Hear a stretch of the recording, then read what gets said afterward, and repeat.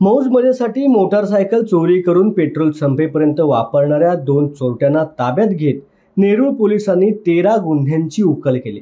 Nerul police ठाण्यामध्ये motorcycle चोरी प्रकरणी दाखल झालेल्या गुन्ह्याचा तपास करत असताना तांत्रिक तपास आणि गुप्त बातमीदाराच्या मार्फत मिळालेल्या माहितीनुसार टाटानगर झोपडपट्टी विभागात सापळा रचत 2 अल्पवयीन तरुणांना ताब्यात घेण्यात आले। चौकशी दरम्यान दोघांनी मोटारसायकल चोरी केल्याची कबुली दिली। अधिक चौकशी केली असता एकूण 13 गुन्ह्यांची उकल करण्यात पोलिसांना यश आलं असून सर्व 13 मोटारसायकल देखील पोलिसांनी हस्तगत केल्या आहेत। नेरूळ पोलीस स्टेशन मध्ये 27 मार्च रोजी 174/2025 हा मोटारसायकल चोरीचा गुन्हा दाखल झाला होता।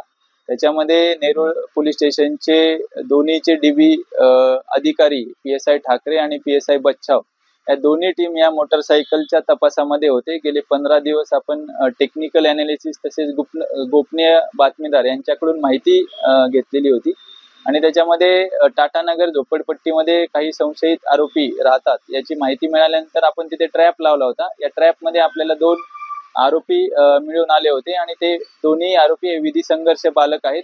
त्यांनी या मोटारसायकल चोरीची कबुली दिलेली आहे। त्याच्यानंतर पुढील तपासामध्ये त्यांनी इतर पोलीस स्टेशनच्या हद्दीमधून देखील 12 वाहनं चोरी केल्याची कबुली दिलेली आहे। त्याच्यामध्ये नेरूळ येथील 5 गुन्हे, खारघर येथील 3 गुन्हे, कोपरखैरणे येथील 2 गुन्हे, सानपाडा, डोंगरी आणि उरण येथील एक गुन्ह्यातील वाहने चोरी केल्याची त्यांनी कबुली दिलेली आहे।